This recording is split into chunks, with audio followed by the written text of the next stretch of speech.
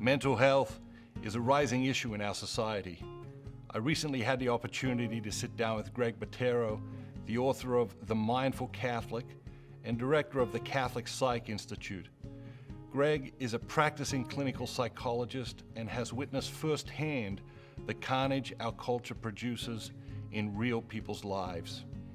Our conversation covers so many fascinating topics, everything from his favorite foods and hobbies to marriage, parenting, dating, what to look for in a partner, depression, anxiety, addiction, how to practice mindfulness, his work with the Franciscan Friars of the Renewal, the stigma therapy carries in our society, and the role of therapy in general. This is an important conversation. Watch, listen, reflect, and share. There are so many people who desperately need to hear this message. Hi, I'm Matthew Kelly. I'm here with Greg Bottaro, the founder and director of the CatholicPsych Institute. Greg, it's been a while. It's good to see you again. Thanks for coming to visit us again. Oh, it's great to be here with you. It's been a great partnership over the years, and we've done some amazing things together. I've got some very serious questions to get us started, what is your favorite food?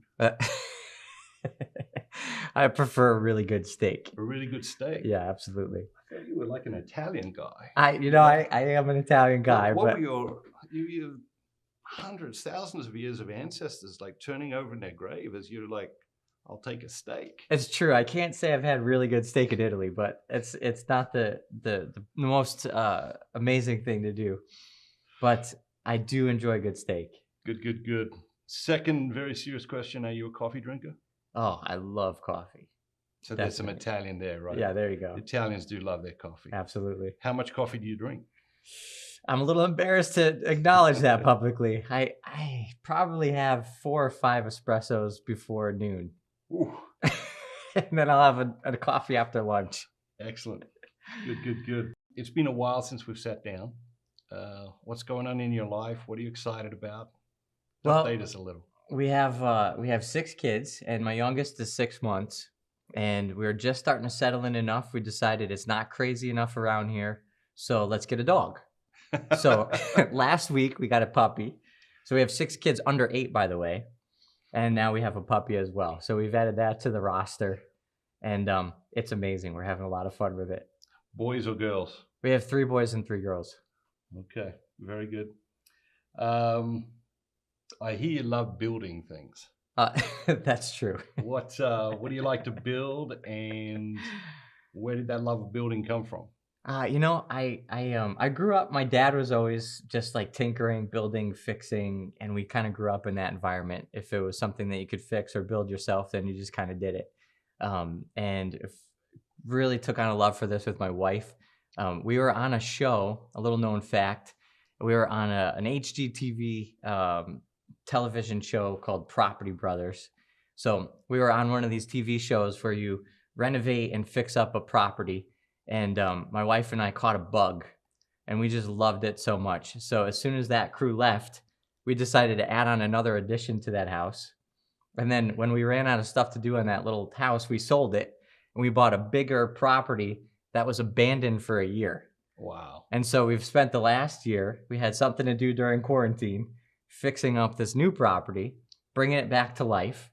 And recently we moved to the outside as it started to warm up. And so I cleared a big part of the yard, took down 6 huge trees, and then put in about a 3,000 square foot garden.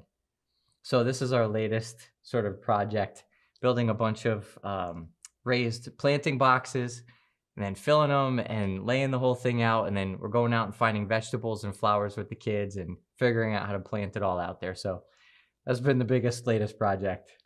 All right. So, I mean, you're the psychologist, all right? Yeah. I lay that out there. You are the psychologist. I am not the psychologist. I feel like I'm about to get psychoanalyzed. 6 kids, the dog, the renovating the house. All of that sounds a little bit insane to me. And I'm just wondering what your professional opinion is as a psychologist. Well, psychologists are notoriously good at ignoring our own psychopathology. So I actually don't have the even beginning of an answer for you. Other thing I hear about you is that you love sailing, used to sail, Yes, definitely. don't get much of a chance anymore. Yeah, that's true. What did you love about sailing, and what did it teach you about life? Good question. I loved the raw power of nature and being really in tune with it and having to really respect it, but then realizing that by giving yourself over to it with that respect and reverence, you can also go so much further and faster than anything you could do on your own. And so it became this exhilaration for me. There's almost nothing more amazing as far as I can think of in nature in this created world than hiking out over the edge of a sailboat holding nothing but that main sheet with your body flying over the water and hearing the rush and feeling the water slapping up. And that is just heaven to me. So what I learned there is to respect, to reverence the created order, and to look for ways that it can help us to become better versions of ourselves. So, as a psychologist, one of the things I'm curious about in social settings, you know, people inevitably ask, so what do you do? When they learn that you're a psychologist, what sort of reactions do you get? Well, I do the best I can to hide the fact that I'm a psychologist in social settings. Usually I tell people I'm a painter or I'm an electrician, something that nobody's going to ask any follow-up questions to. But when people do know what I do, it's really hard. At first, people always assume that I can read their mind. So people are uncomfortable and nervous around me. And, I tell people all the time, listen, I only work when I'm getting paid. Like, I'm not doing my job right now at this cocktail party, so don't worry about it. But then inevitably they want to open up and share, and it's like this immediate access to people's interior life. And they're sharing their difficulties or their wounds or whatever else. And sometimes it's a lot to try to navigate when you're sipping on your cocktail and trying to talk about the sports, the Yankees, or something else that's going on. I can imagine. People come to therapy for all sorts of reasons. One thing I've often wondered is, do people sometimes come to therapy to avoid something rather than to face something? Oh, wow. Oh, to avoid something. I think so. I think a lot of times people are surprised if we really hang in there together at what ends up coming up. And in most cases, what people end up working on in therapy is not what they came on the first day for. And so a lot of times in that process, we can uncover things they might be avoiding actually needing to work on. And coming to therapy might just be their way of sort of checking the box. They think they're doing everything they're supposed to do. And I think, unfortunately, in a lot of sort of therapeutic environments, the professional involved might sort of go along with that, and they might just get away with that. And I know people have spun their wheels for years going to a therapist, but not really working on the deeper issues that need to be uncovered. So if someone is thinking about seeing a therapist for the first time in their life, what advice would you have for them? Find the right person. You're opening up your heart and your soul and the intimacy of your own interior life and likely your family life and all sorts of other areas to a stranger. And, if you drive a nice car, you're going to find the mechanic that knows how to work on that car. If you drive a piece of garbage car and you have a flat tire or something, maybe you don't care where you take it. But when you're taking your own interior life someplace to be worked on, it requires at least the same amount of effort in finding the right place. And the way that we're built is so important when it comes to somebody fixing what might be broken. We need to have somebody who has a blueprint, an understanding of how we're built, if they're going to offer some way of actually helping you. And that blueprint is what's missing in most of secular psychotherapy. Is it because they've thrown God and spirituality away? 100%. Without that foundation, there's no grounding in which to really understand anything that we're observing through science. The science is so important. It's about measuring the observable world around us, testing it, proving hypotheses or null hypotheses. These things are important. But without that grounding on that foundation of our spiritual dimension, our eternal dimension, what we're made for, we won't be able to make sense of what we're observing. So these secular modalities are really just shooting in the dark, trying to figure out how to make sense of what we're observing. And at the end of the day, if we don't have that spiritual blueprint, if we don't understand we're made in the image of God, that we're headed towards divine union with God, we're not going to be able to really make headway with what we're seeing. So in economics, there's a theory, sunk cost bias. You know, where someone buys something, it's no longer worth what they bought it for, but they keep investing into it or keep holding on to it, thinking that it will one day return to its previous value. Sometimes people will say, oh yes, I've been seeing this therapist for 3 years or 5 years or longer. Yeah. And you ask that person, okay, well, what is it about that relationship that works for you? Or do you feel like your therapist is a really good fit for you? Yeah. And they'll often say, well, actually, no. But I've been with her for so long, or I've been with him for so long. So they've sort of got this sunk cost bias. They have a sense that it's not really working, but this person knows all about their life. This person knows all about their family, knows the things they struggle with. So they're hesitant to make a shift. Yeah, definitely. And move to a therapist who might be able to help them more effectively or in a deeper way. What would you say to that person? Yeah, it's really subtle, and it's sometimes not as obvious even as realizing this isn't really going anywhere. Sometimes it feels like this is the best that I can get because that person only knows that one box that they've checked. And so they don't even realize that they're missing out on something better. So sometimes I offer sort of an outside perspective of some more objective criteria. You know, if you're with somebody, it's not just about, everybody thinks rapport is important. It is very important. You have to have rapport. But being challenged is also very important.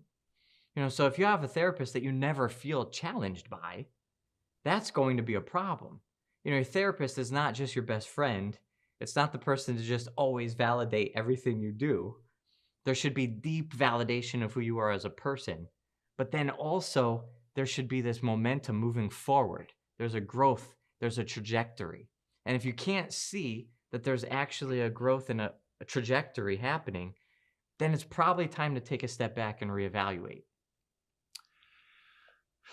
So this challenging piece that you talk about is a part of every relationship. Whenever we're trying to help other people become the best version of themselves, there should be challenge, there should be encouragement, you know, there should be both of these things. How do you know how much you can challenge a patient? Well, to be totally honest, I don't always know. You know, to be really honest, I make mistakes on that line, and it can be really difficult. So it's a little bit of a give and take in terms of putting myself out there, and then if I make a mistake, also having the humility to acknowledge it and even to apologize if necessary. But at the same time, you sort of develop an insight, a little intuition into having a grounding and some rapport. Like there's enough of a connection here. And I also know based on my own heart's disposition, because I really love my patients. And I can tell what's going on with the relationship based on what's going on inside of me. And as I'm growing in understanding of this person and I'm growing in love with this person, I know that we're on solid ground. I've had the experience of being more challenged to develop that sense of love within myself for certain patients. So I can also figure out like, okay, what's my stuff getting in the way here? And I'll take that to my own work. I have my own therapy. I have my own colleagues that I go to for support. And then I'll kind of like work on like, who does this person remind me of, or what is coming up? What are my fears? What are my insecurities? And then once I move those blocks, then I come back and I can redevelop and try to regain that traction with the patient. And so as that's happening, I have that internal compass that lets me know, like, all right, we're ready to take that next step because I'm ready to take that next step. I'm not going to lose the connection that I've developed or need to develop. Okay, so you've got your life going on here, and then you've got all the lives of your patients that you're intimately involved in. You come home at night, wife, kids, dog. What has having 6 children taught you about fatherhood? Well, I'm still a work in progress, still learning a lot. But one thing I realized from training in my doctorate and learning how to be a professional psychologist is how to let go of the things that are not my responsibility to hold on to. And I hope that I'm learning little by little how to do that with my kids as well. I pour my heart and soul into my kids, into my marriage, into those relationships as the most important in my life. And yet, at the same time, at the end of the day, I can't be responsible ultimately for the decisions that they make. So, in some small way, there's a connection there. I think it's a lot harder lesson to learn with family life. But as I continue along, realizing that ultimately God is the one who's responsible for this mess, and whatever we do to make the mess worse, He's definitely more capable than we are of cleaning it up. So just like with my patients, with my family, with my marriage, with everything else, I have to just put it back in His hands at the end of the day. So, what advice would you have for someone who's about to become a father for the first time? Oof. Fatherhood for the first time is get on your knees. I think the most important lesson I've learned, and I'm learning still again, is to be a son first, and to understand the fatherhood of God is what gives direction to everything about our life. And the more that I learn, the more that I grow in my prayer life, and my spirituality, and my work, and my family, it all comes back down to being children. And I just keep thinking this over and over again. We're just children. We're just kids. We don't have any idea what we're actually doing. It's such a load of baloney that we think we're in control of this, or we understand this. At the end of the day, we don't really know what we're doing. And if we can climb up into the Father's lap and give it all to Him at the end and let Him take care of it, whatever part He wants to share with us in leading and fathering and building or controlling, it's going to be blessed because it's only in context with what He actually gives us. So, juxtaposed to that, what mistake do you see parents making all the time? I forget what I just said. And I pretend I fall into the illusion that I'm in control. And, it's like if the kids aren't following these rules, if dinner time isn't totally orderly and peaceful, if XYZ doesn't go as planned, I act as if my plan's not happening. I'm not in control, so I need to try to use anger or frustration or impatience to wrestle back control. And that's when I lose it. That's when whatever I built up is dissipated. It's like, that's when it's gone. And that's what needs to be repented of and reclaimed. When you get into that space, are you aware you're in that space? Do you catch yourself in that space? Yeah, I've grown in that a lot. A lot of the work that I do professionally, thank God, is very deeply personal. And so it's one of the benefits of what I get to do, walking this walk with so many people. I learn so much for myself. And so I do benefit from that. And I think I've grown a lot in that self-awareness. So I can't say that it means that I don't do it anymore or don't have those voices or don't have those parts of me. But I have awareness of those parts in a way that I never did before. And that does give me some sense of being able to step back from it. Do you think that parents are more aware today of how their parenting impacts their children forever than they were 20 years ago, 50 years ago? I'd like to say yes, but unfortunately, I think the content has just shifted. I don't think awareness has grown. I think we look back on 50 years ago and say, how did parents not realize that they were doing this to their kids? But I see the same exact dynamics happening today. And I think parents 50 years ago, I can only assume, were just as well-intentioned as parents today are. But what we understand content-wise changes, but the dynamics of that interior life, of inner awareness, of being there to be a gift for others, those are the eternal truths that we all have to grow in, probably since the beginning of time, probably till the end of time. So I don't think that's really changed. Do you think, well, what's something that parents are doing today that others will look back 50 years from now and say, I can't believe parents were doing that 50 years ago? Technology. I think parents have swung the pendulum too far, whereas before, maybe 50 years ago, there's too much strict harshness. And now I hear parents tell me all the time, I could never take away Johnny's cell phone, iPad, tablet, whatever.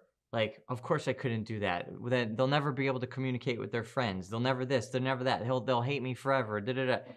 Like, that's ridiculous. I think once we understand the brain neurology, once we understand the addictions, once we understand the way that technology is warping our understanding of ourselves, of God, of relationship, that's going to be something that 50 years from now, people will look back and say, I can't believe those parents from the 2000s, that they let their kids do all that. And so, I think we're going to have to answer for that. So parents, friends of mine have a 13-year-old. They asked me recently what I thought about them giving their 13-year-old a cell phone. And I asked them to talk about it. I asked them, what their opinions were, what their daughter was saying to them,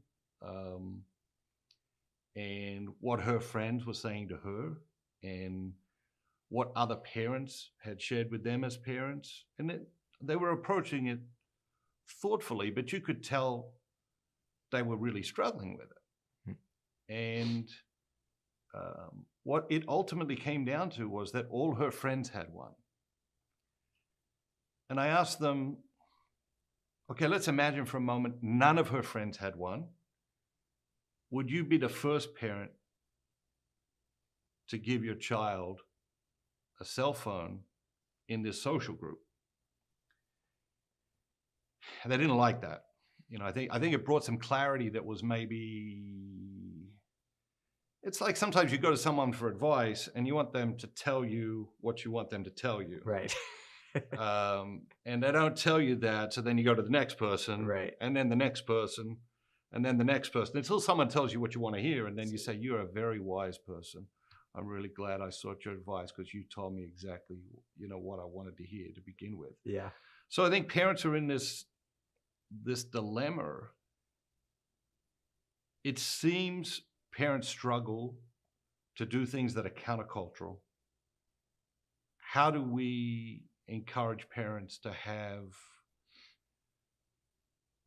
the wisdom, the inner strength, the whatever it is it takes to make countercultural choices for themselves and then to teach their children to do the same? Yeah, this is the answer that the parents are probably not looking for. But in order to be countercultural, you have to have a culture. And parents are lazy. And I give into this myself sometimes too. So this is not pointing fingers, but this is just naming a thing what it is. And if we don't take a step back and have an intentionality to the way we live our life, then we are swept away with whatever else somebody else is deciding should be the way we live our life. And of course, that's not one person. That's a whole sort of movement. And that might be guided by technology, big corporations, media, whatever it is. The point is, we all have the strength, the capacity, and the calling to create our own culture. But it takes intentionality. It means we just have to decide at one point to say, I'm going to take a step back. I'm going to pray and write a family mission statement. I'm going to decide what we stand for. I'm going to give my children something different, not because I'm trying to react to culture, but because I'm trying to be procreative and actually create something good.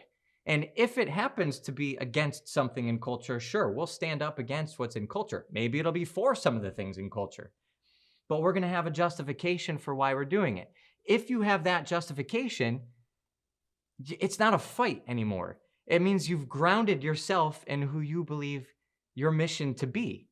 And then it's easy, but it's impossible to tell a parent to fight against culture when you're not giving them something else to stand on. So I totally understand why parents are frustrated and why they're looking for different answers. So we need to give them that first step, which is to say, build your own culture first. And then it's going to make sense why you're going to say no to those things, and your kids have something else that they can believe in you for. And even if it's difficult for them, they're going to have a reason at least to go along with what you're saying. Powerful. I'm struck by your comment, parents are lazy. I think, that looks like a headline to me. I think a lot of parents will hear that and object to that. I think it's like, if you say to someone, you're stingy, people automatically react to that because most people think of themselves as generous. Yeah. I think if you say to someone, you're lazy, I think people automatically react to that because most people don't think of themselves as lazy. I think that is uniquely true for parents. When you say parents are lazy, say a little bit more about that so that there's not 50 million comments on this video about that one comment. Well, listen, again, let me say it again. I am lazy, and I am stingy, and I have imperfections and brokenness inside of me. So I'm not at all sitting here saying, from a position of perfection, this is what everybody else is doing wrong. This is me saying I feel that disappointment that parents feel when kids are off track. I feel that way too. And when I look inside myself, this is what I come up with. And I realize that there's a lot more that I can actually affect when I look at myself first. And so I also realize that it's not a general judgment on somebody's identity. When I say I am lazy, I don't mean that I'm identifying myself as a lazy person. What I'm saying is I have parts of me that are lazy, and I have parts of me that are stingy, and I have parts of me that are selfish, and I have parts of me that want to just be in control of everything and not take orders from anybody and not even submit to Father in heaven. Parts of me. And a lot of times what I find is when people don't accept some of those parts, those negative parts, those distasteful parts, we end up repressing and then sending those parts into the dark where they're going to continue to do battle. And a lot of times they win. So sometimes those lazy parts come out, sometimes those selfish parts come out, and that's what ends up sort of ruling the day. So none of that is to say that parents don't have certainly plenty on their plate, certainly plenty to fight against. And we need support. We need to support each other. We need to not be name calling, not calling anybody the name of laziness. But we want to be able to work together to build community around supporting what is good and actually helping each other with what's not good and building each other up and carrying one another's burdens. But we have to first recognize that there's burdens and there's imperfections so that we can actually present them to each other for that kind of support. So when you look at your own childhood and now you have these little people running around, how do you absolutely want their childhood to be different to your childhood? My childhood was in many ways very happy. And I came from, upper middle class, and my parents loved me very much. But they were fighting for a really long time. And eventually when I was 17, they got divorced. And what I realized was, that sort of atmosphere marked their marriage for a very, very, very long time. It's not like something just happened all of a sudden and then they got divorced. And looking back now, I can see that my relationship with my siblings was contentious, and relationship with each of my parents was contentious at times, and the parents formed a foundation for the family that was very broken, eventually cracked entirely apart. And I carry that within myself today. And so everything that I think about giving to my kids is to restore that crack, to fix that foundation and give them something that they can build on. You know, the greatest joy of my life is seeing my kids be each other's best friend and understand that even though my wife and I fight, we have our issues, we work through them. But in order for our kids to have that kind of friendship with each other, it must mean on some level, we must be creating a solid, unified foundation. And so that's what I hope and pray we can give to our kids that I didn't have growing up. It's powerful. What obviously lots of people seek therapy surrounding issues in marriage. What is the most common mistake you see couples making in marriage? Common mistake is well, it's really a deep self-centeredness, and practically it becomes a matter of wanting one's own self to be known more than wanting to know the other. And all we long for is to be known. We're made to be loved. And then we're bringing ourselves to each other at this most deepest, most intimate level and feeling the terror of not being known by the other. And in subtle ways, that happens. And it takes this heroic act of courage to put that to the side and step out of that terror of the unknown to know the other. It takes an incredible act of the will. And it takes somebody like Christ giving us an example to follow and say, do this and follow me, because this is the way to life and to happiness. To have any reason to even believe that this is the right thing to do. Otherwise, this is insane. So to put oneself to the side like that and to enter in with the loving instead of just waiting to be loved is the way. And when that doesn't happen, it leads to disaster. Two people who are vulnerable to each other but only looking for their own needs to be filled creates division and disaster 100% of the time. When couples come to therapy, how often have they waited too long to come? Oh, every time. Every time. Every time. What prevents them from coming sooner? The stigma of therapy. I think people think of therapy as, if it's a necessary evil, it's not for us, but it's for other people.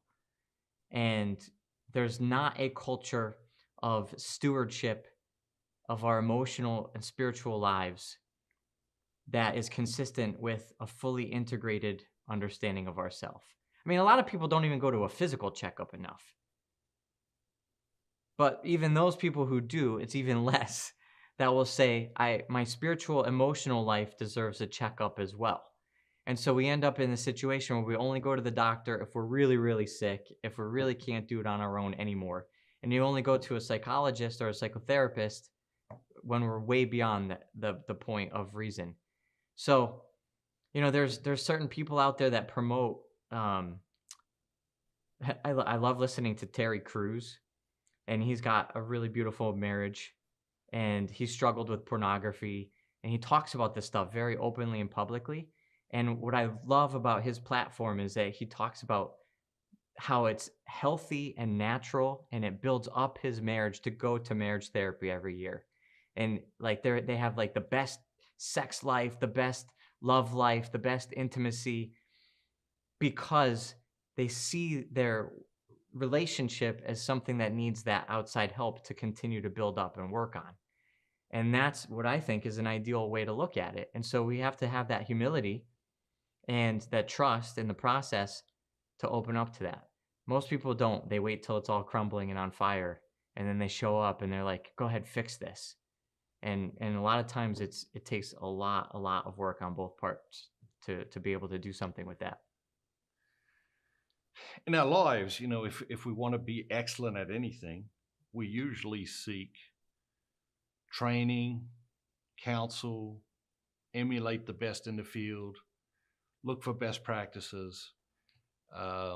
Nothing more important in life than relationships. Why do we think we can do it without any of that? It's, I think there's a lot of reasons. I don't think it's so simple. I think on one hand, there's a lot of hucksters out there. I think there's a lot of people just capitalizing on emotional difficulty. And people are trying to get help and they're not getting help. Their friends are trying to get help and their friends aren't getting help. So I think that there's something to be said for going back again to this idea of a blueprint. A lot of mental health doesn't have the right blueprint. So on one hand, it's just a really difficult process. And on the other, I think we have this illusion of self-sufficiency that we want to be able to take care of it ourselves. We know best. We're in control. That's the best way to protect ourselves if we are the one managing control over everything. And it takes a lot of vulnerability and humility to put ourselves out there for somebody else to help us. How often is the problem that one person is willing to put themselves out there, but the other person is not in the same space? In terms of a marital work? Yeah, in a couple. Yeah, so, pretty much every time that's going to be the case. Usually there's so much defensiveness because of so much hurt. And it's one person that will sort of break open to that need first. And then the second person has a long way to go before they believe it's possible that they should drop their defenses, drop their guard, and even hope that this can be resolved. So it takes a lot of work, and you have to kind of navigate like which person needs the most attention right now, who to build up rapport and earn trust with first, or who's in most need, so that we can sort of go this way and then this way and like back and forth and figuring out who to work with and in what way to navigate that difficulty. I have a friend who's a head coach for an NFL team, and I asked him once, like, who's the hardest team to talk to? He says, team that's winning. They're on a winning streak. They think they know how to do it. They don't listen in the locker room. I said, well, who's the easiest person, or who's the easiest team to talk to? I'll never forget. He looked me straight in the eye and he said something. He said, nobody listens like a desperate person. I've thought about it a lot since he said it.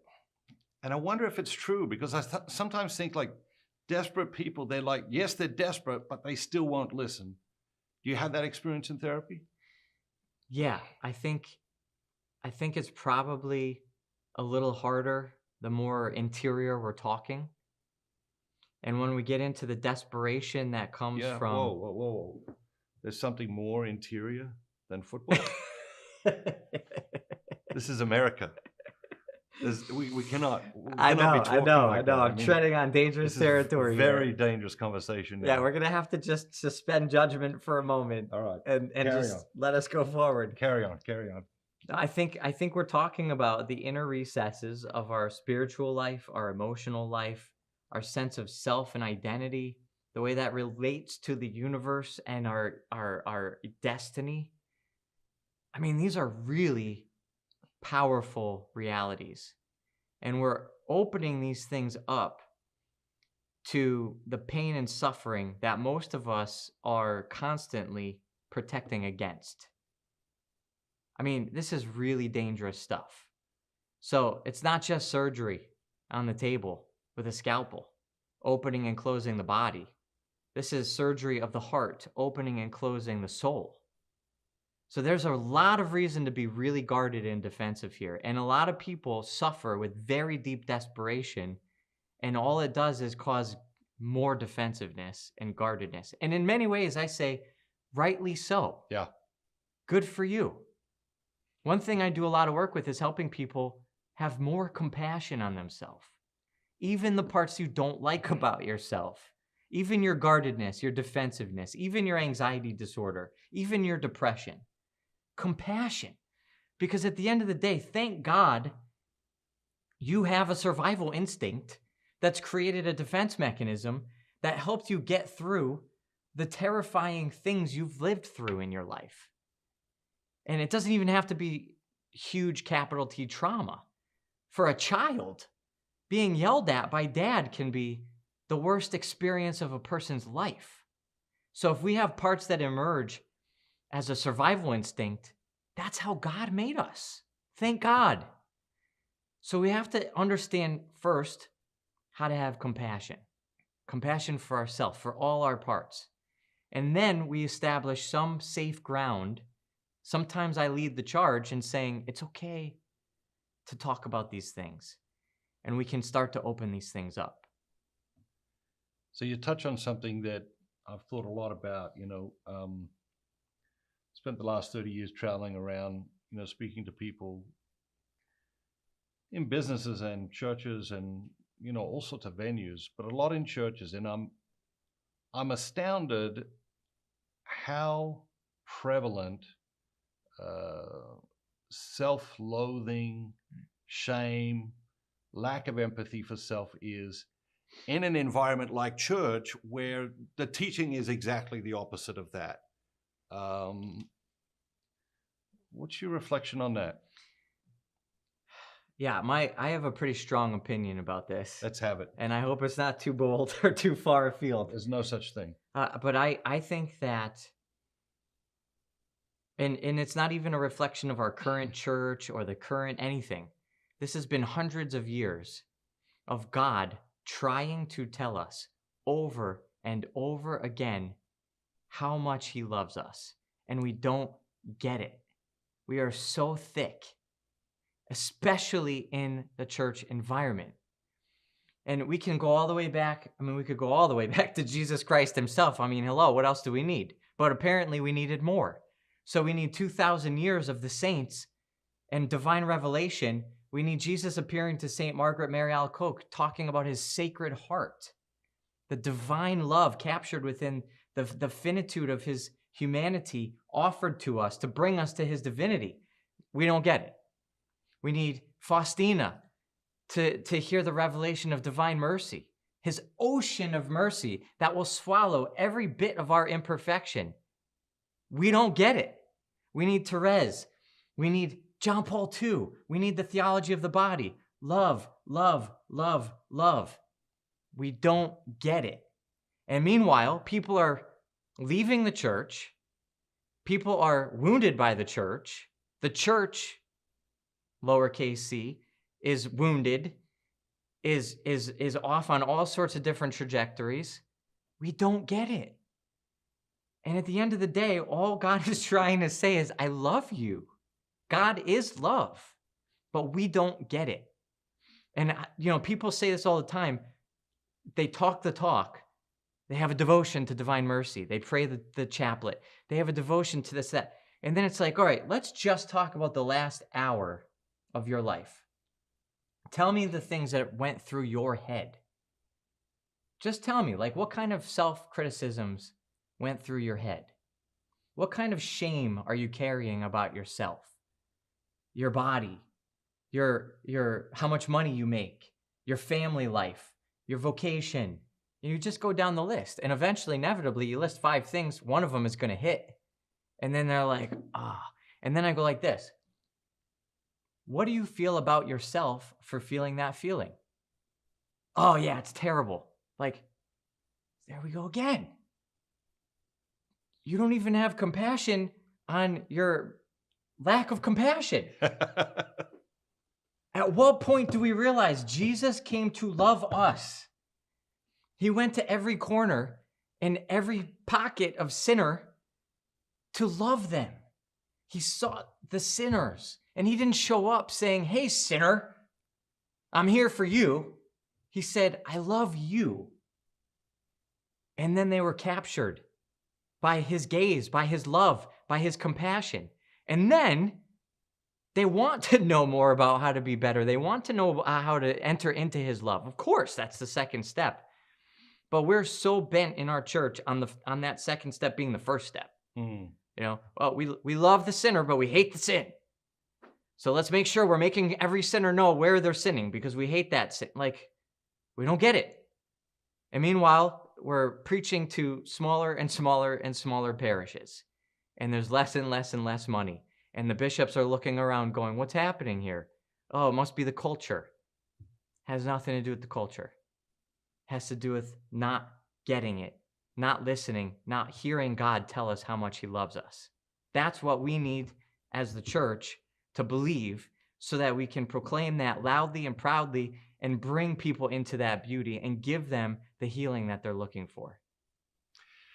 You spoke earlier about family, and we're talking now about church. You spoke about parents rejecting the culture, resisting the culture, that sort of thing, and the importance of having a culture and the primacy of that over resisting a culture. How does that relate to what's happening in the church? I think it's the same problem.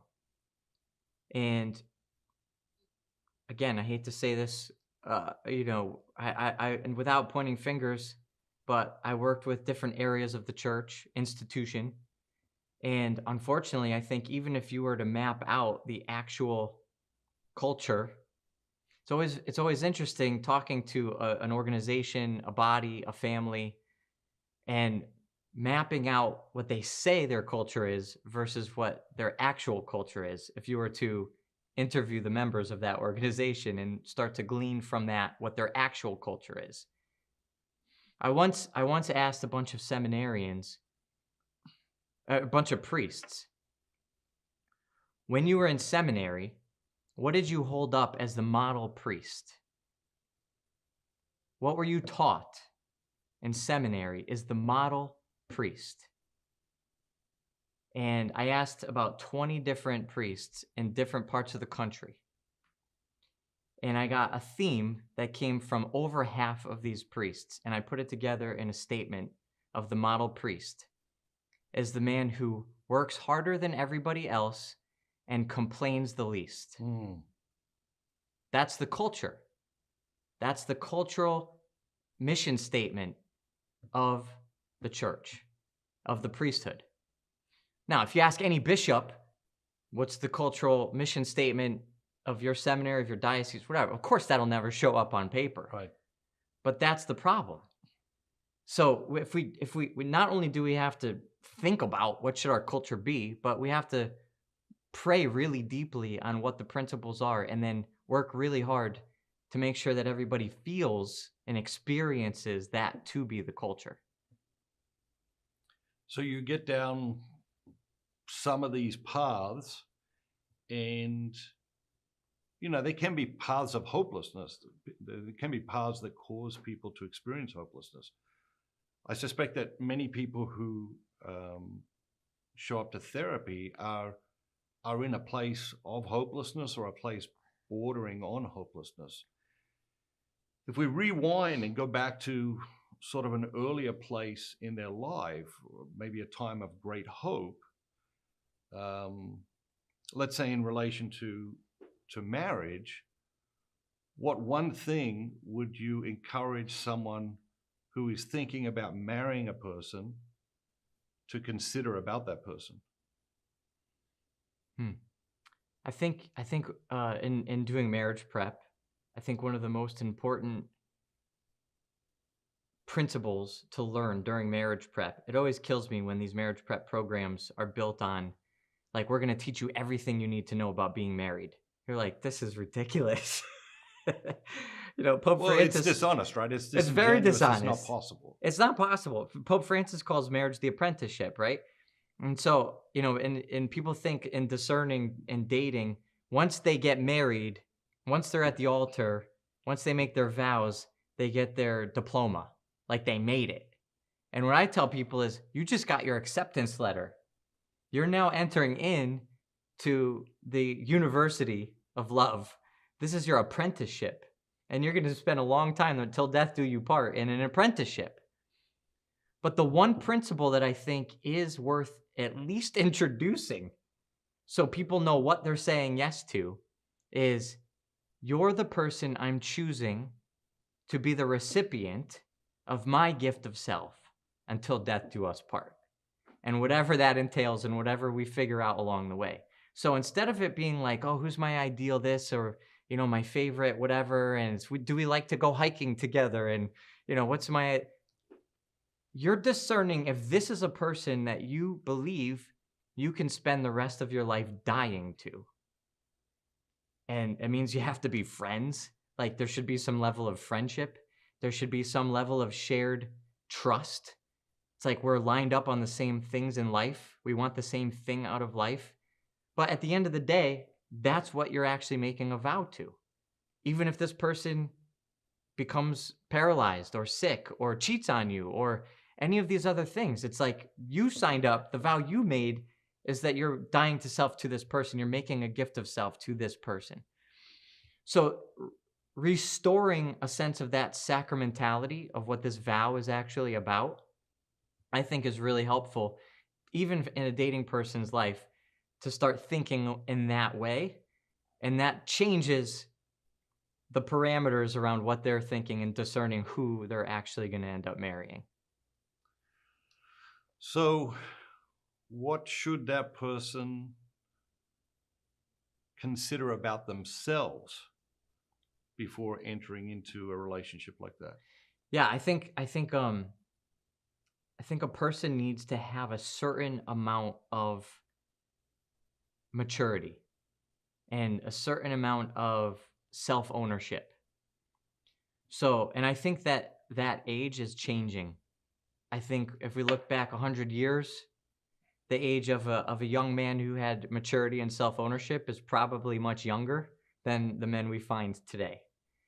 And I think there's a lot to this. It's cultural, it's technology, it's pornography, it's a lot of these other things from the sexual revolution, all that stuff. But what I end up telling young men in college, especially dealing with pornography, culturally, every culture has some mark of entering into manhood.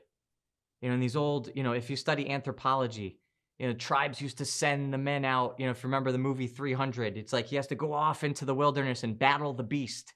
And you go kill the beast and then you return home a man because you've overcome this thing and you've proven yourself. I think pornography and masturbation is the beast of our culture. And I think that that's what young men are being invited to go and conquer. And I think very few are coming back victorious. I think very few are even going out to battle. So we have these young men who are really boys not entering into manhood at all. And that lack of maturity, and granted, I want to be cognizant of there's a spectrum here. There's a lot of people suffering with addiction, with abuse, with trauma. There's a lot of things happening in this conversation. But in general, men need to be fighting against this evil. And women, in their own way, have to be fighting against that evil that stands in the breach. And they have to go past it. And then some of that is self-discovery. Some of that is healing from wounds. Some of that is just deepening a sense of self-ownership and self-knowledge. And so we have, and I think this is where mentors come in, spiritual direction, therapy, to have a sense of help along the way. Like, what do you think? Am I ready? Do I know myself more? The family itself is where we're supposed to get a lot of that kind of direction. Have I matured enough to start thinking about making myself a gift to somebody else for the rest of my life? So you talk about maturity, you talk about sort of the gap between where men were 100 years ago and where they are today. I think part of that is that we're slow to put responsibility on young men. As a result of that, we see them seeking all sorts of things. At the same time, we see, male enrollment in university plummeting, female enrollment in college skyrocketing. And I feel like you now have whole generations of women standing there looking back at the men and saying, come on, guys, catch up. How do you counsel that generation of women? It's very painful. It's very painful, and it's part of that feminine genius to be more relationally oriented. So relationship, friendship, those kinds of things come a lot easier to the feminine brain and to the feminine genius, to the feminine person. And in a lot of ways, I think God established this complementarity between men and women so that we learn from each other. And in many ways, the division from the garden where Adam and Eve had to hide from each other is just exponentially amplifying. And so men and women are hiding from each other in a lot of different ways, men from women and women from men. But I think on the surface, what you're pointing to is just that dimension of community is immediately being dissipated, which is more painful to the feminine genius, which is ordered towards relationality in the first place. So there's a lot more that's being lost, but I think at first glance, that's the first thing that pops up, and that's the most painful. But I think it's equally painful for men and women in different ways, and it's a part of the sickness of where our culture is right now. So they do get married, they do take their vows, but it seems in many cases, this hiding, men hiding from women, women hiding from men, the vows don't magically take that away, and it seems to be going on a lot even within marriage. Is that your experience? Yes, 100%. And what is it that draws people out of that hiding? Hopefully that's when the desperation and the necessity does bring people, not because they've been so wounded or so deeply, hurting each other, but just the normal course of life. I find a lot of people do at some point realize, I thought I signed up for more than this. And at some point, there's some experience that somebody can have. They go to a talk, they have a friend who brings them to a retreat, they read a book, they hear a speaker, something happens, and they're sparked open. Maybe there's something more for me here. But then we have to do a really deep dive because there's so much suspicion and doubt and lack of trust that's why they've hidden themselves from each other for so long. So it's really good to spark that desire for more because we're made for more. But then it also means we have to show up and be ready to do some work because typically that trajectory has buried very deeply whatever those wounds are, those fears of each other.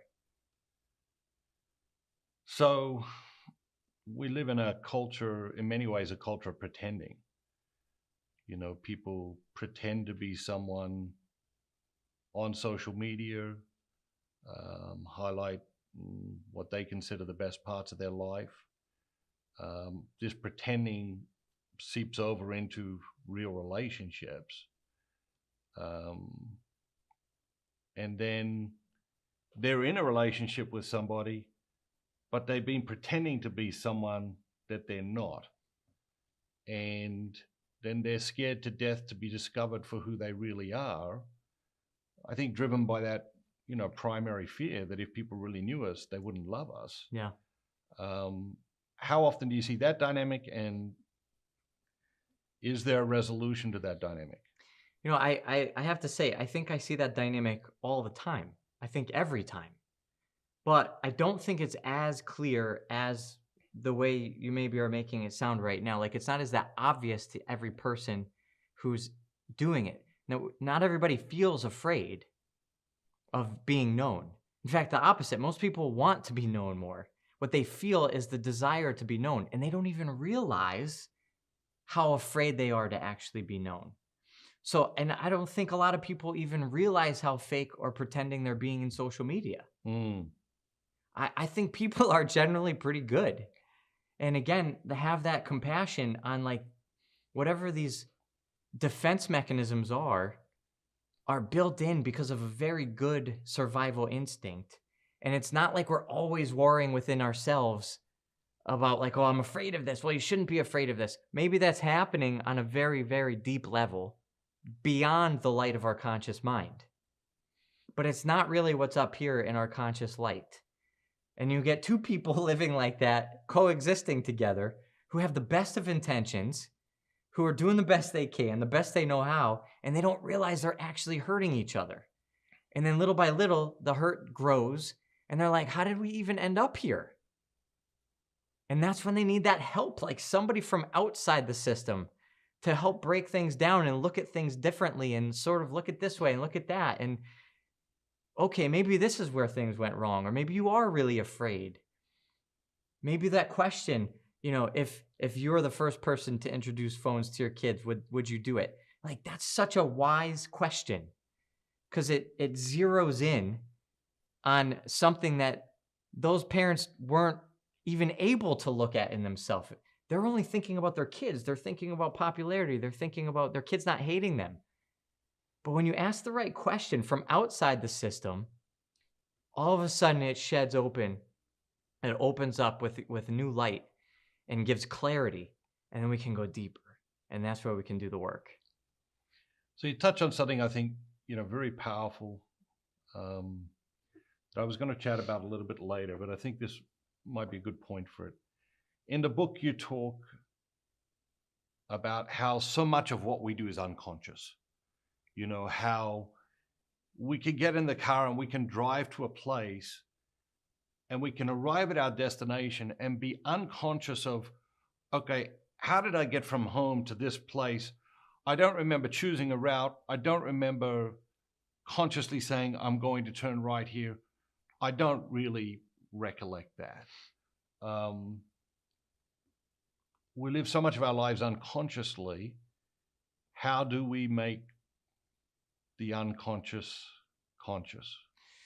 Yeah, it's a good question. And again, we start off from a position saying, like, it's good that we do that. Thank God. What I call the autopilot is the way that we can move things in different parts of our brain, because we only have so much capacity for what's called working memory. It's the thing we're conscious about. If we're consciously thinking about the way we walk, we would never be able to do anything else. All the muscles involved, the balance, the movement, the perspective, our vision. There's so many parts that go into what needs to happen in our brain to simply take a step. And when you watch a toddler learning how to take their first step, it's visibly obvious. There's a lot going on here. They're like all over the place. But then little by little, because they do it over and over again, it becomes habituated, and that becomes part of the autopilot. That goes back into a different part of memory. It's not what we keep in our forefront. So when we have patterns of behavior, not just simple physiological movement, but relationally, we have different patterns, like being ignored, being rejected, being put down. That becomes habituated. The first time you're rejected for something, you're going to have a whole eruption of emotion, of response. But that's not really feasible to keep doing that every time you get rejected. I'm trying. Well, what happens is it becomes part of that autopilot. And then we don't realize what we don't realize. So when we bring people in and we can have this blueprint and we understand, okay, number one, the first most important mark of your existence is that you were loved into existence. So right off the bat, you're talking about being rejected, but that is flat out contradiction to who you actually are. You're loved into existence. So any act of rejection is totally disordered. Now, if you've habituated your emotional responses to being rejected, we've got a lot to work on here. We got to bring that stuff out of the autopilot. I tell a story. I do some work in Haiti. I have good friends in Haiti, and I've done missionary work there for 20 years. And I'll never forget, one of the most impactful moments was being out in the mountains. We brought some food and medicine to a mom who was way out in a little straw hut.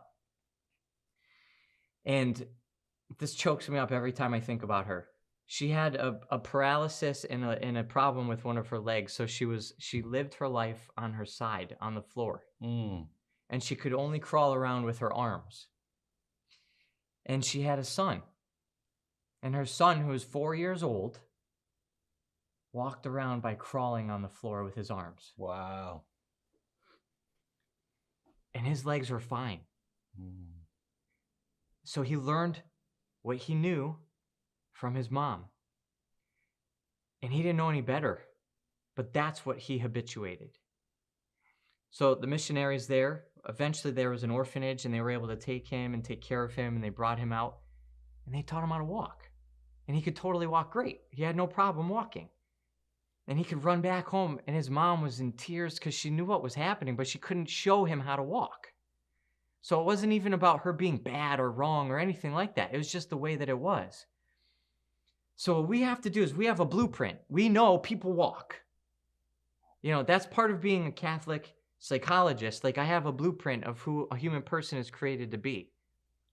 And if I have that blueprint and I see somebody crawling around on their arms, I'm going to have to figure out, like, can their legs work? Maybe they just were never taught the right way to walk. Okay, let's pull them back. Let's open these things up. Let's change their perspective. Let's change their expectations. Let's teach them how to walk, and then we can, and they can.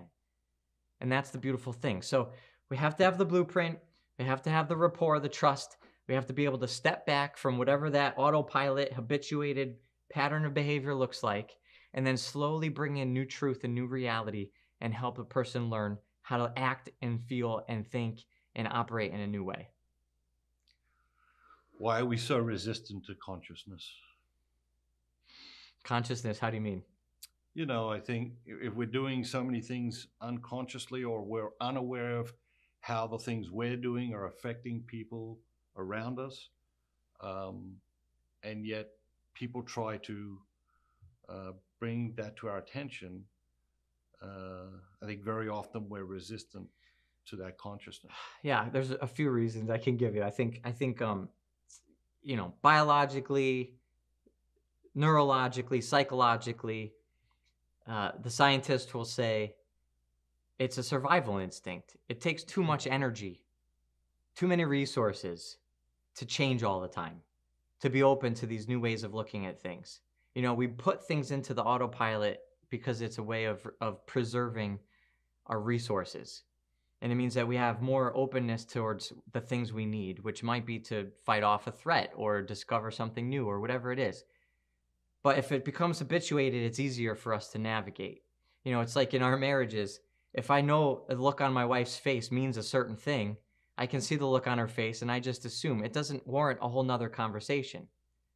But if she gives me a dirty look, maybe it would be better for me to ask, like, did you just swallow something the wrong way? Because before it fires off a cascade of all my reactions to her giving me a dirty look, I better figure out, like, is that actually what's actually happening right now?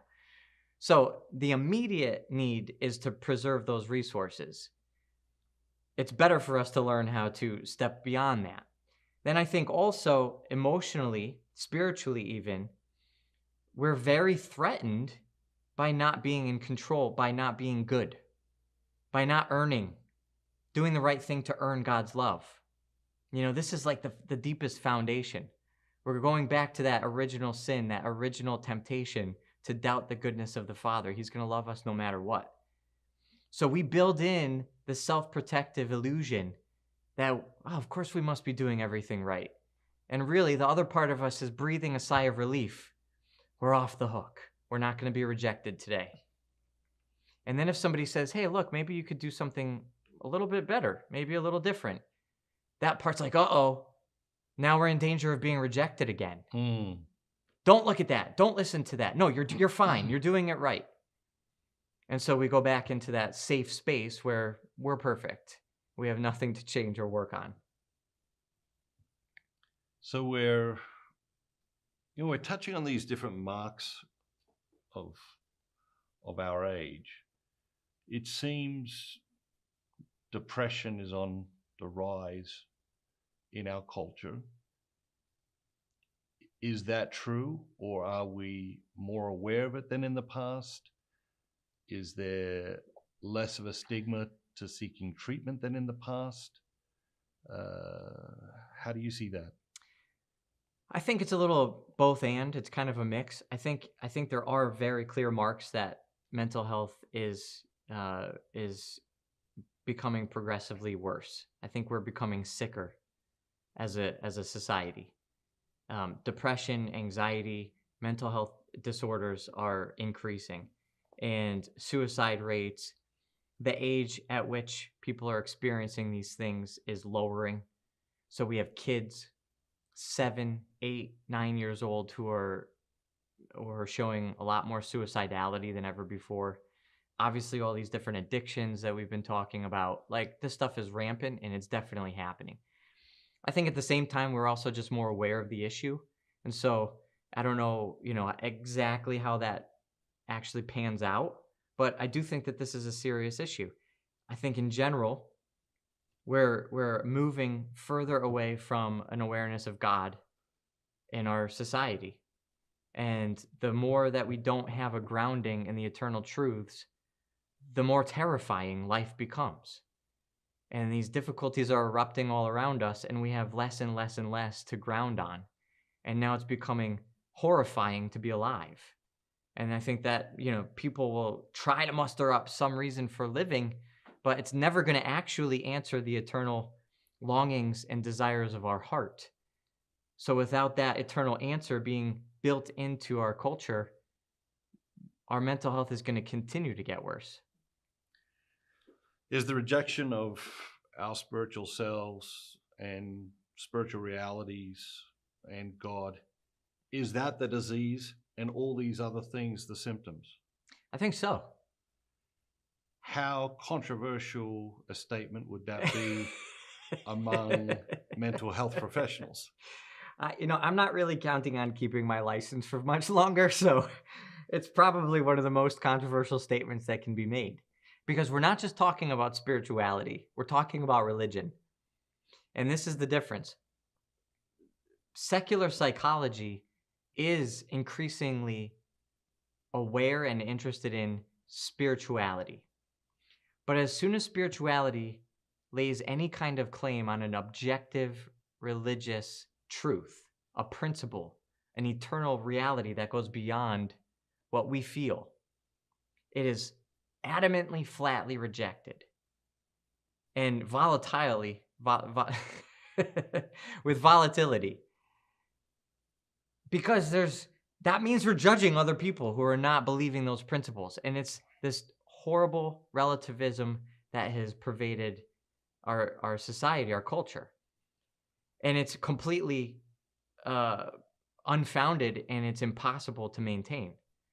So that's where all of this disorder continually erupts. But if anybody comes in with any of these kinds of perspectives, that is abuse. It's actually abuse. According to the APA Code of Ethics, they have entered in the 2017 edition, updated revision of the Code of Ethics. They actually entered in this idea of emotional abuse, which it's not totally defined by saying you have religious belief, but it opens the door to some pretty broad, generalized applications. And you can easily see that becoming an issue where now if I have a religious perspective that puts any kind of claim of objectivity on another person, that's emotionally abusive. I could be jailed for something like that. As a therapist? As a Catholic therapist. Okay. As a religious therapist. Okay. So Jewish, any other religion. Sure, they're all under the same any fire. Objective reality is rejected. That's right. You mentioned, along with depression, increase in suicide rates, anxiety also seems to be one of those things that is elevated or more commonly experienced than in the past. Someone comes to you, they're suffering under the weight of anxiety. Where do you start with that person? We start at the beginning. I mean, I always work with a person based on where they're at. So where I start with a person is going to totally be dependent on that individual, that unique experience. But I think in terms of what we're looking at now with the culture, with the rejection of God, I think it's important to understand how necessary it is that we are grounded in these eternal realities. In fact, there's a psychologist by the name of Martin Seligman who created really a new branch, a new kind of therapy, a new study of psychology called positive psychology. And he looks at factors that show a person has what he calls resilience. He got really tired of studying all the negative stuff of psychology, all the brokenness. So he decided to look at people who thrive, who flourish, who have resilience. Specifically, he worked with soldiers who went through war trauma but didn't get traumatized. So who comes back from war without PTSD? It's a really good question. Yeah. And he did some really tremendous research and found out that there were 5 categories of life in which they had higher marks. These soldiers that flourished and had resilience had high marks in. And one of those categories is a worldview in which it's not all on your shoulders. The weight of the world doesn't all fall on you. In a lot of ways, that manifested as spirituality, as religion, understanding there's a God out there somewhere that we can blame, and we can put the responsibility on his shoulders. It doesn't all fall on me. And when we have that, life is easier. When we don't have that, that's tremendously scary to walk around as if it does all fall on my shoulders. So that's in a nutshell, psychologically, what's happening with anxiety. If you're worried about your kids, you're worried about your job, you're worried about whatever it is, a sickness, whatever, it ends up coming down to, am I in control of my life? Am I in control of somebody else's life? Or is somebody else in control?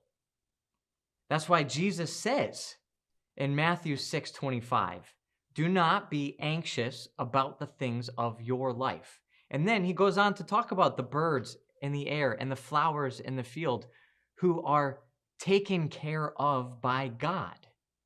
If there's a God who takes care of us, then we don't have to be anxious. So we can say, in many ways, if there's this kind of anxiety, we can look at how a person doesn't really ground themselves in the fatherhood and providence of God. Now, again, with caveat, there's psychological disorder, there are neurological things, there are physiological things that lead to anxiety. So I'm not painting with a broad brush anybody who feels any anxiety. There's lots of other reasons why anxiety comes up. But if we're talking about it culturally, spiritually, in very general terms, we can look at this connection between the two. So the book has been out 3 years now. How has the reaction of the reader surprised you? I remember I teach a class also on the contents of the book. And the Mindful Catholic goes through my integration of an 8-week protocol teaching mindfulness with the Catholic spirituality of abandonment to divine providence. And I taught it as a psychologist who I'm Catholic through and through. I happen to be a psychologist. And I bring my faith into everything that I do. So I'm teaching this psychological thing to help people with these psychological issues. And somebody who read the book came up to me. And after I was with her, she was in one of my classes, and she read the book. And she said, I have to thank you. I've been going to daily mass almost my whole life, and I never knew how much God loved me. And I was floored. And I knew this person. She was from the local community, so I knew she went to daily mass, very, very holy person. But she never connected the dots to her emotional life and her own psychology. So she did all the right things. She prayed all the right prayers. She was a virtuous person, but she wasn't receiving what God actually wanted us to receive. And that floored me. At that moment, I knew that I will give the rest of my life to this. There's nothing else that matters. If I could have any small sliver of a part in helping somebody receive the love of God like that, sign me up. I'm all in. So for someone who's never heard of, the concept of mindfulness, what is mindfulness? Yeah, so it's very simple. It's a way of paying attention to the present moment. It simply means that we are in each moment with our 5 senses telling our brain what is happening in this present moment. But we also have a sixth sense, which is working with our imagination, coming from our imagination. We can step out of this present moment.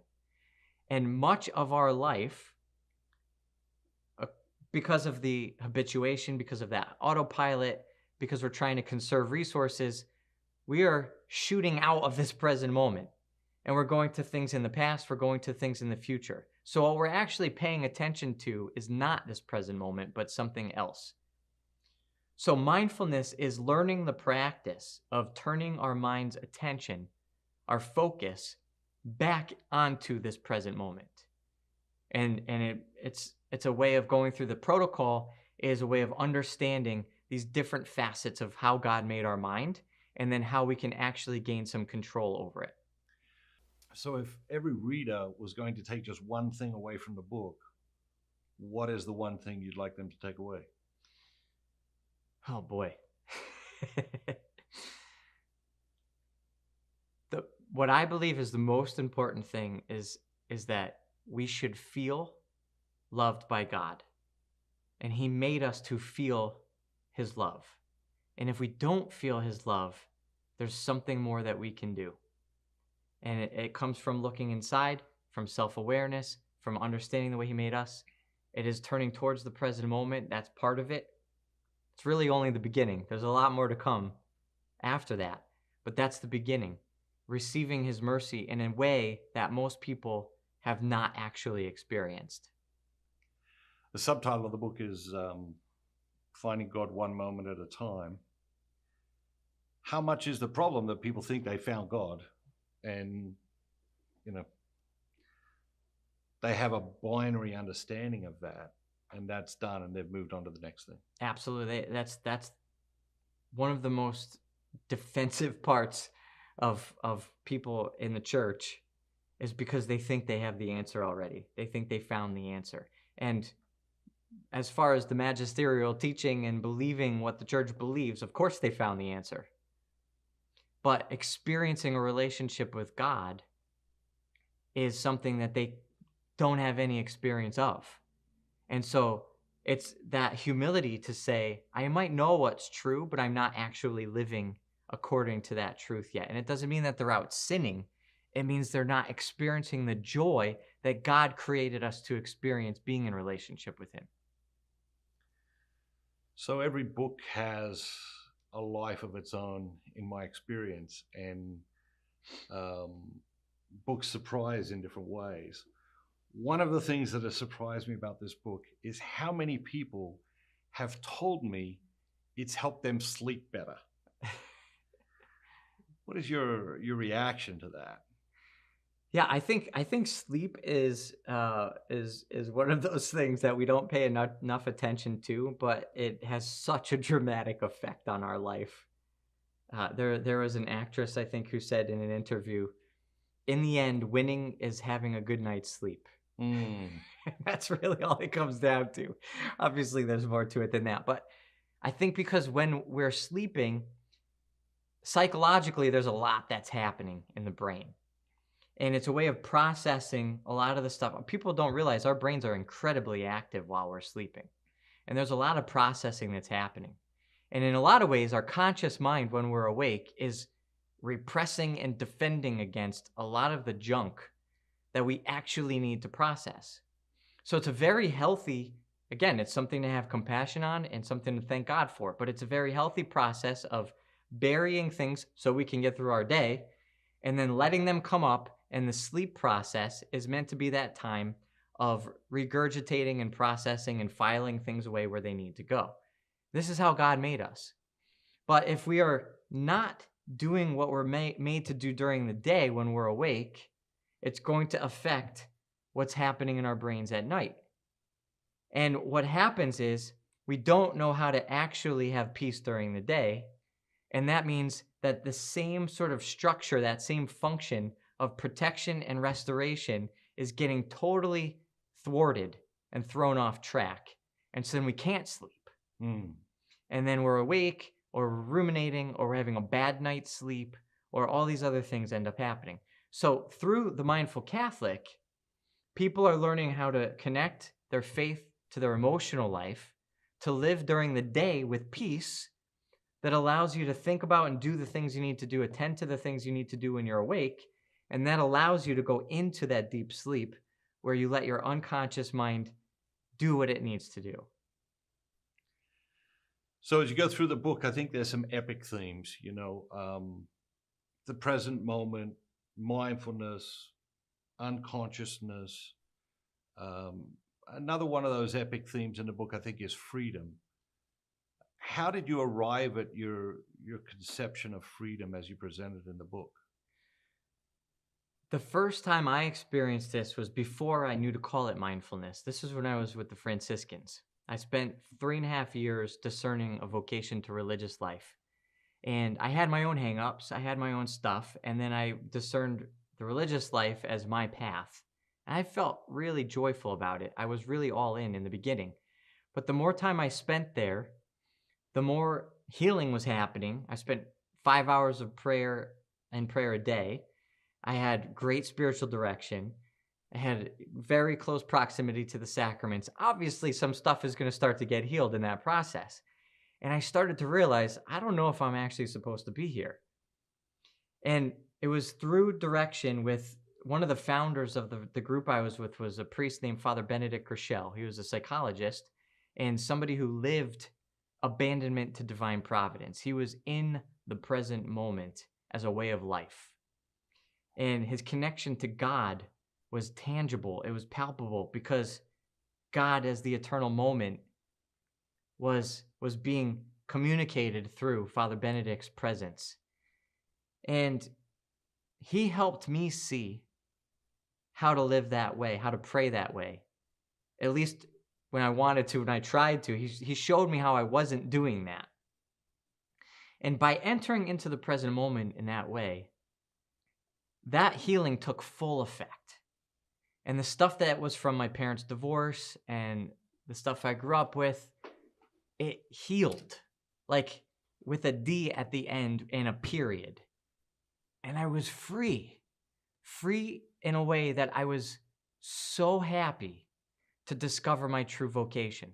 For a while there, I was kind of just miserable, and I didn't think I could stay a friar, but I didn't think I was going to be able to happily go get married. I felt disappointed in myself. I felt like I missed God's calling, like I did something wrong. But it was through that practice of the present moment, what I came to understand psychologically was actually mindfulness with the Holy Spirit and with a relationship with God there, that all of that opened up. And I could see and feel how much God loved me. And then in receiving that, he healed my wounds and then actually invited me into a relationship with him that was built for even more happiness through my vocation. So while you're in New York, working with the Friars of the Renewal, I know you spend a lot of time working with the poor. I was reading Fulton Sheen recently, and he was quoting somebody, and the quote was something to the effect of, someday the poor will forgive us. And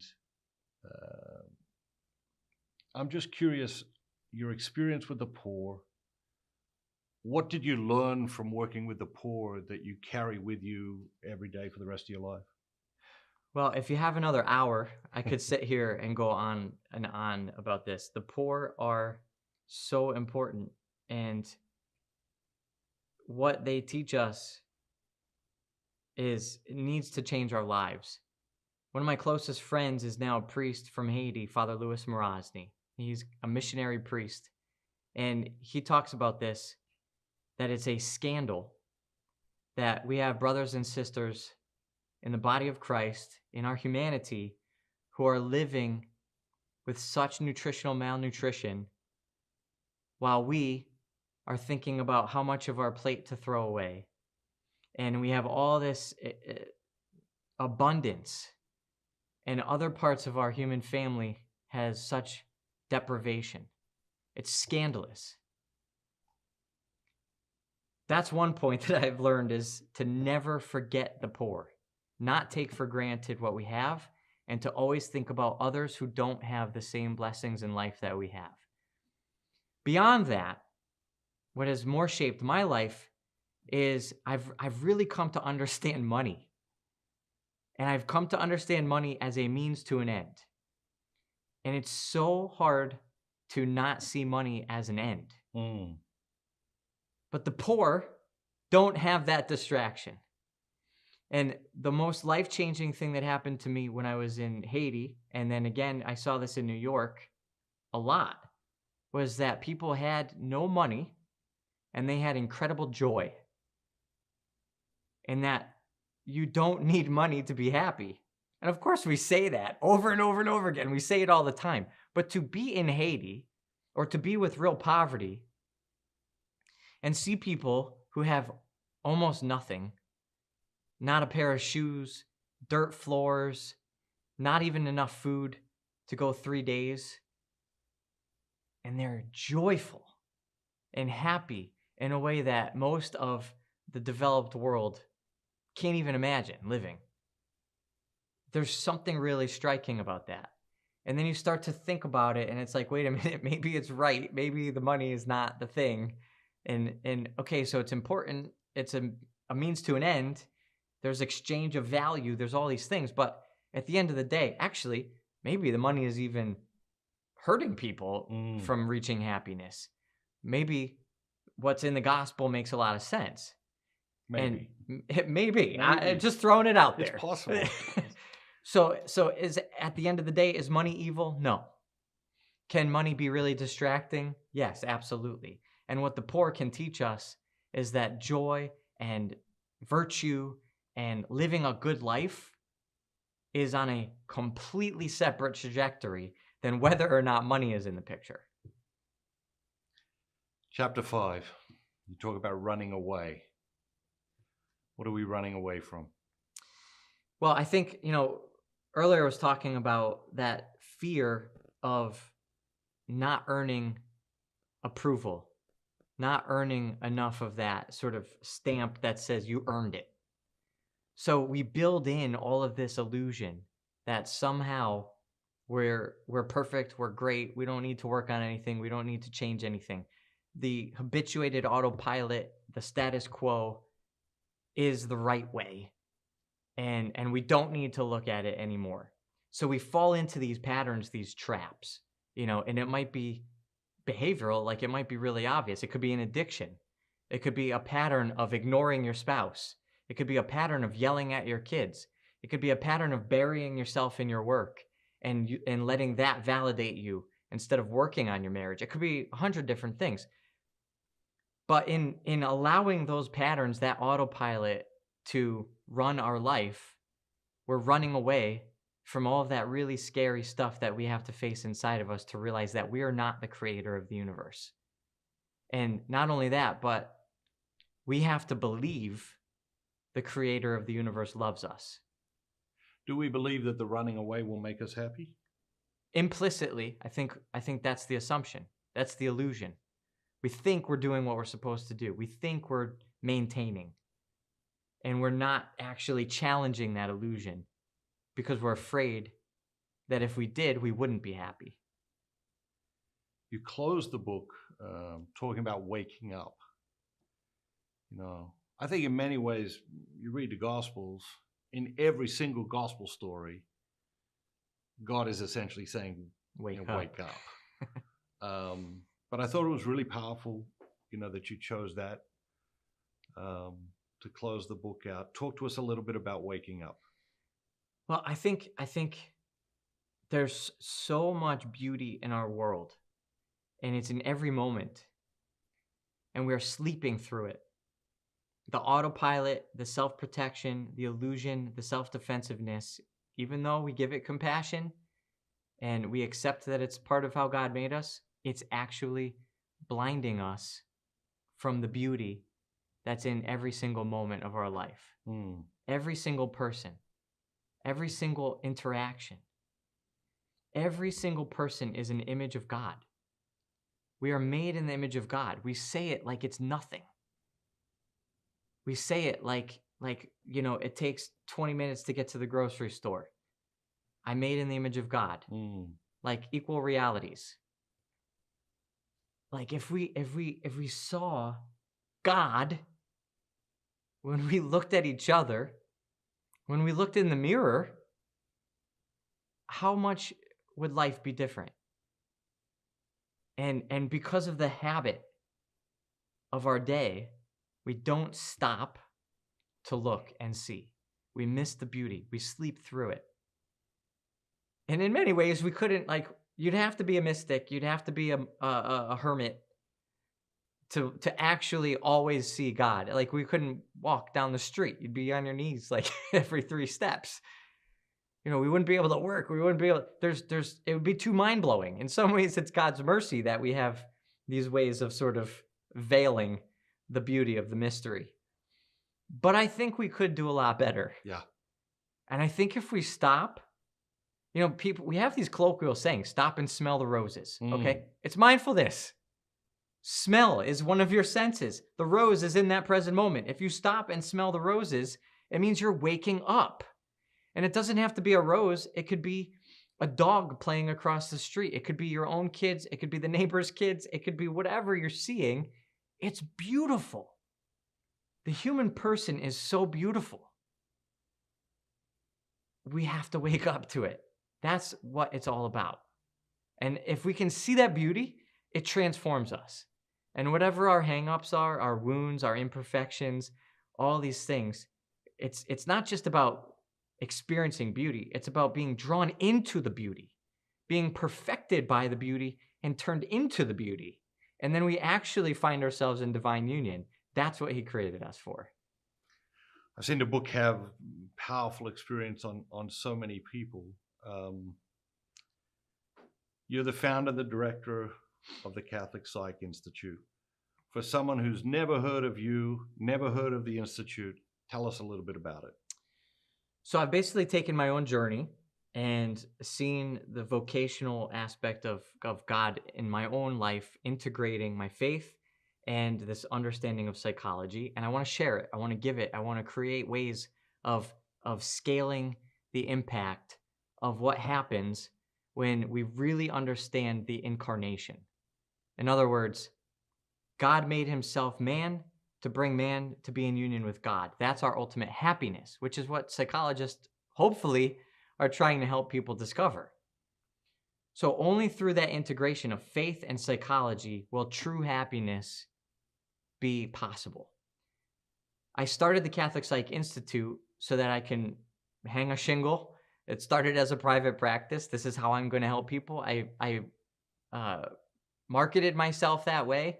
I went knocking down the avenues of New York City when I first opened up, from rectory to rectory, trying to get past every parish secretary to talk to the Father about who I am and what I'm doing. And I'm here for the church, and I'm here for the faithful Catholics to help with these mental health issues from a faithful perspective.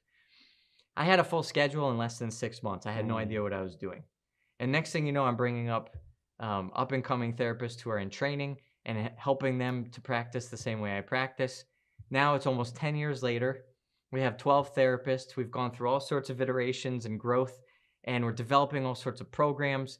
We've really done a lot with Catholic mindfulness. After publishing the book, we have the courses. We have follow-up courses. We have an online membership community. We have a whole new way of accompaniment that we've launched. So the CatholicPsych Institute has become an even bigger, what do I even want to call it? The CatholicPsych Institute has become an even bigger vehicle for bringing this truth of our life, of our spirituality, and the way God made us to hopefully impact and help so many more people. I know you faced tremendous resistance in the professional mental health community because of your approach to this work, because of the foundation that you've built this work on. How has this work over the last 10 years exceeded your expectations in wonderful ways? Well, I think the challenge comes from, balancing between this integration of the secular and the spiritual, the faithful, So on both ends, depending on the extreme that we're looking at, there's going to be some pushback because I'm trying to do what I think is very difficult is to balance two things that are oftentimes separated from each other. But it's actually how I believe we're created. And the most beautiful and encouraging and life-giving thing for me has been to see that it is how people are created.